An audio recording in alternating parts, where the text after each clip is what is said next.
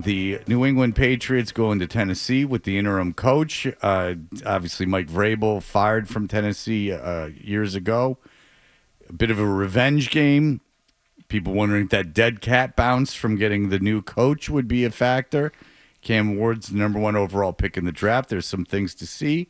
Take us through what happened. Well, we are going to be, I think, overwhelmingly positive about this team, about their situation, where they stand for the season, all day, all week. Settle in, get ready for it. So this is not a precursor to what we're going to sound like today. At least this is not what I'm going to sound like today. But if you're sitting down to watch that game yesterday, and you're saying, all right, here we go. Everything that you just laid out, Fred.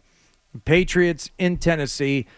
Pat's at 4-2 on the season. We're going to go out there, and Mike Vrabel is going to go up against his former team. Mike Vrabel, the defensive guy, the guy who made his bones playing defense. And then the Patriots defense gets on the field against the Tennessee Titans, and it was not good. Shotgun snap to Ward. He dances in the pocket. He throws it. Left pass is caught. And running down the left side, 40 to the 35, and tackled at the 33 of New England with that catch.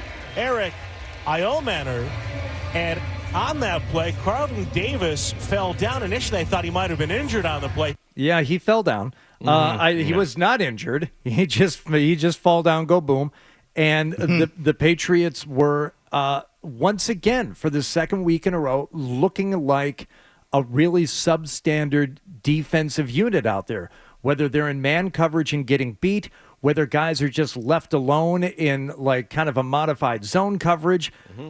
The Tennessee Titans just were able to kind of do whatever they wanted at the start of the game. And it's unsettling to watch, especially when you think about like who the coach is and what they were supposed to be before the start of the season. The defense is going to keep them in games. You got the Titans driving down the field on them with their opening possession, and not one of these scripted 8-play drives like, oh, what are you going to do against that? No, they're taking advantage of substandard play by the Patriots defense. Cam Ward's the worst quarterback in the National Football League. You saw why later. And the stat that Andrew Catalon had was that they had run 3 offensive plays with a lead the entire season entering yesterday. This is what you were struggling with. Yeah. And to that point, I think they've been outscored 47-9 in the first quarter. Yep. Guess how many first quarter points they scored yesterday? Well, we'll get to that in a moment, John. Well, what the hell? Let's just get to it right now. They end up with a field goal there, but Ward drifts back to his right. He launches up. He throws it deep left for DK. Makes the catch wide open and trots into the end zone. He caught it inside the 5. Crossing right to left. And all by his lonesome for a touchdown. You know why Zolak's pissed? Because the Patriots scored a touchdown on the exact same play last week, and they didn't recognize it was coming. Crossing right to left. And all by his lonesome for a touchdown for Tennessee. So Pop Douglas scoring the identical play. You can't say Jesus Christ on the radio. Don't worry, no one's listening anyway. The Titans first in the opening quarter this year. That's a good throw, good catch. Gotta wake up on defense. Damn. Yeah. Yeah. Yep. No kidding. Well, before that happened, though, the Patriots did have the ball, and remarkably, there was a guy running the ball who was not falling down the moment he encountered contact at the line of scrimmage. Give to Stevenson. Ramada through the left side and opening to the 30-yard line. And he fights his way to the 27. Another first down. The thing that I like here, they flipped Simmons. They put him over right guard. So it's been over Wilson, the rookie. He handled him early in the first 2 rounds. I like that, too. And then he's over Owenu. Owenu handled him. So he's being blocked. So you're getting about 8 a clip now with Andre. Keep pounding him. We were talking about Zoe before the start of the show today. It is amazing how much he sees in that, and just watching everything. And I know guys who play the game watch the game differently, but I'm always amazed. Like, is that what you saw there? The flipping going on and all the pulling and all that stuff. Yeah, he spots want all of it. I mean, if you are listening, like I do frequently, you want to learn a little something. Anybody can explain what's going on in front of them. Well, that's a backside bust, whatever the case may be.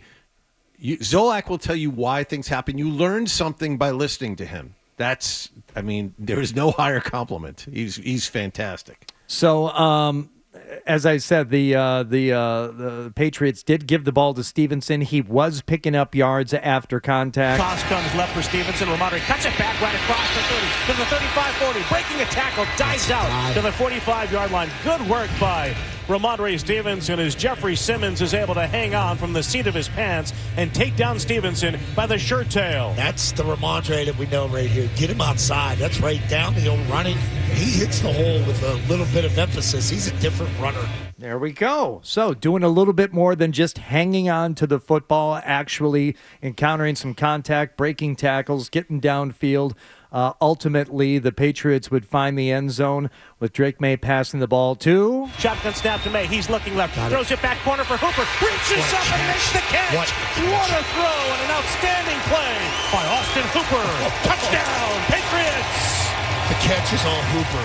The release is on Maye because the ball's thrown before Hooper is still running vertical before he goes to the back left pylon. And then he elevates to grab it with two hands up high. But Maye puts him on the only spot where Hooper can get it.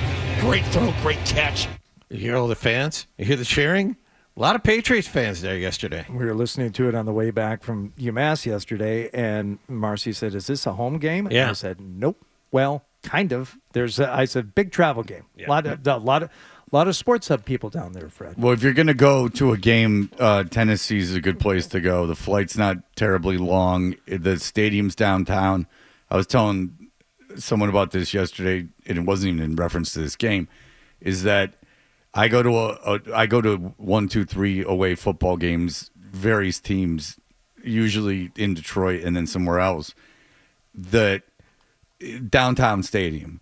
It's got to have a downtown stadium because if it doesn't have a downtown stadium, there's too many logistics involved, and getting any kind of ride share or parking at an unfamiliar stadium is a huge pain in the ass. So if you're going to go to an away game, Nashville's like fun for a couple days, and also you can walk to the stadium from downtown.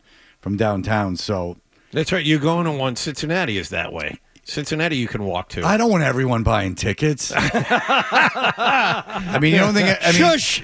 I mean, Jets at Cincinnati. I mean, I'm so sorry. I mean, that's the Brady game. That's the one that people have circled. Yeah, well, we're going to travel. Yeah, I mean, that's the game that's the game people are going to want to see. Let's see. Titans get up with another field goal there, make it 13-10. But once again, Drake Maye and his arm finding the end zone. This was a thing of beauty. Snap, chest high. He drops back with time. He loads up. He throws a long ball. Open man Goody. And he reaches out. He snaps it. He tumbles into the end zone.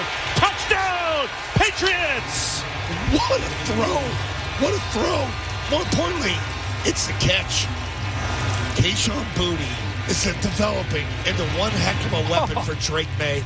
Yeah, it just. I mean, I think Maye throws the best long ball in the NFL. That's what Charles Davis was saying. That's what Jason McCourty was saying during the broadcast. Yeah, I mean, it's just unbelievable because not only does he have great arm strength, but he is that Russell Wilson. He can really put it in the bucket. He can that halo pass, that arcing pass that. And Booty, obviously, his arms are completely outstretched. He catches it by the bottom of the ball. It's a great catch. But Maye's ability to throw it like that is really unbelievable. And the other part of it is, well, two things. We saw him throw one down the right sideline to Mac Hollins. It had to be placed perfectly, and he did it, and Hollins made a very nice catch. But the other part of it is the confidence to go for the throat there. I mean, there was a perfect excuse to slowly get the ball down the field, set up for a field goal, whatever the case may be near the end of the half. There's still 50 seconds left. And in today's NFL, that's an eternity usually for any team. But they called the play, and he was open, and bam, there it was. We can score here? Fantastic. We have the kid that can execute it, too. It's a new day, man, just watching this kid play. They obviously saw that they're – and when that's what happens when your running game's successful is that you can, take those shots downfield, and they obviously saw that was available. And then to me, that was that sequence there was the end of the day, even though we didn't know it at the time because Tennessee had been kind of successful on offense up until that point. But Tennessee gets the ball back at the end of the half with, in NFL terms, an eternity to go. and they basically sat on it. They didn't want Cam Ward to commit any mistakes in his own end. Wanted nothing to do with trying to move that ball. I was shocked. They had moved the ball decently in that first half. But if you saw the second half, you can kind of see their point. Sure. Considering he's had trouble in at least a couple games without contact, keeping the ball in his hand while his arm is going forward. See, that's 2 games in a row that he's fumbled in a non-contact fumble, not moving, like feet relatively planted, throwing the ball slipping out of his hand. It's that's not good. if you're a Tennessee fan, like you took the kid number 1 overall in the draft and the ball's coming out of his hand while he throws on multiple occasions. That's not great.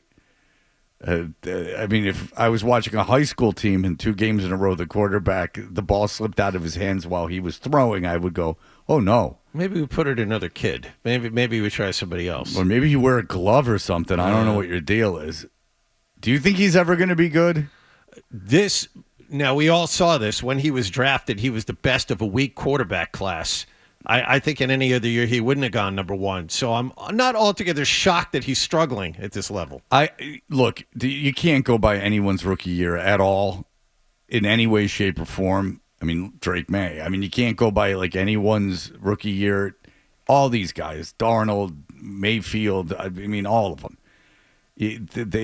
Allen, I mean, all these guys, they struggle. But I'm not positive he was that good anyway. So, like, just coming in, I'm glad At least Mayfield and Darnold were okay. These guys were great in college. Yeah, Ward was good. I think Allen, I guess, is the example because Allen played at a garbage school and he wasn't particularly great in college, and he struggled his first couple years in the NFL. Yeah, Ward was good at Miami, but I don't think anyone looked at it and went, okay. In any year, this kid would be a top 2 quarterback. Well, if you look at mocks from the beginning of that season, like I mean, he wasn't a first round pick. I think I've done the exercise of going back and looking who they thought would go number 1. Carson Beck, who had himself a game on Saturday. Oh boy! But Carson, and in fairness, he's only 30, so so give him some time. But you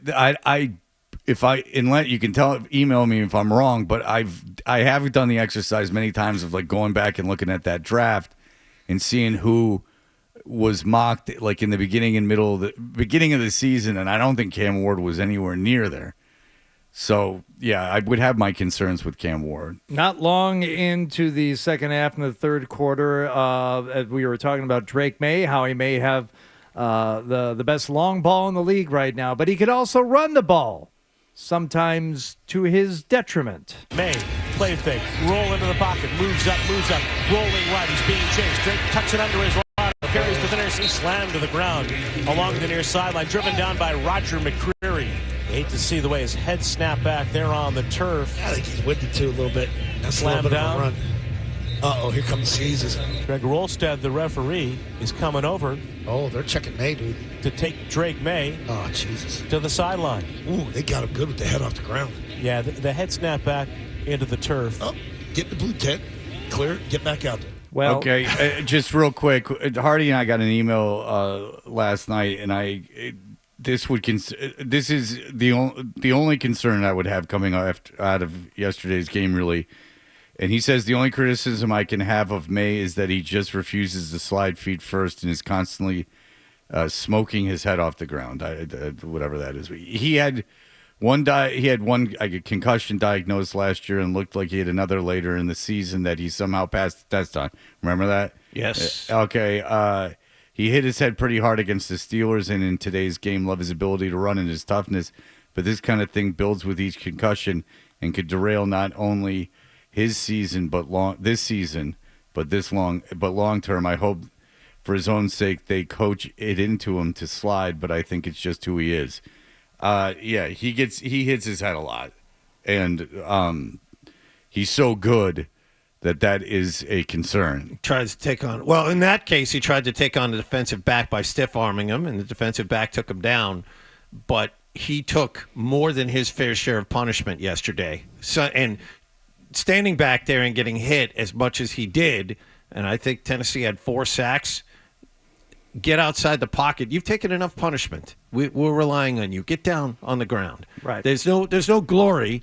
I mean, there's no glory to that. There was still a lot of game left. It was early in the third quarter when this happened. Yeah, but the way he got up, I mean, not surprising to see him taking it to the tent. He did the classic, blah, blah, blah, blah. Yeah. You know, literally tried to, shake the stars away and the birds circling his head. It's not funny. It's obviously not something that they're taking lightly. But once you already miss a game last year because of this, and you narrowly avoid missing another one, I would very much like to see them coach into him the slide. Doesn't mean you can't run the ball, you can't take off. Get to the sideline. If there's anyone approaching, just get down. There's no need to mess with it. There's too much at stake there. He's too good. But then again, if Josh Dobbs comes into the game, that's not the worst thing either, apparently. Josh Dobbs leans forward at the waist, gathers in the snap. He drops back, he's pressured. He slips the initial rush. He slides right, he throws it right. The pass is caught inside the 20. Josh Dobbs kept the play alive and found Pop Douglas with a first down, New England.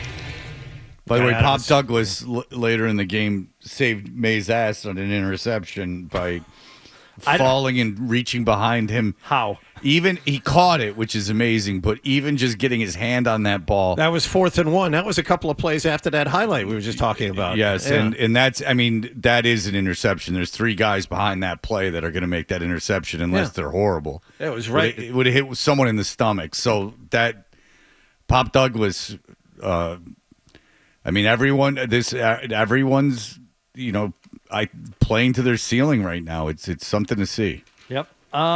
As far as the other scoring in the game goes, Ramondre Stevenson, who opened the game by running the ball, I think 4 straight run plays to open up the game, and Ramondre Stevenson, obviously the featured back yesterday, he was able to find the end zone. Drake takes the snap, hands it off. Ramondre running it right into the end zone. Touchdown, Patriots!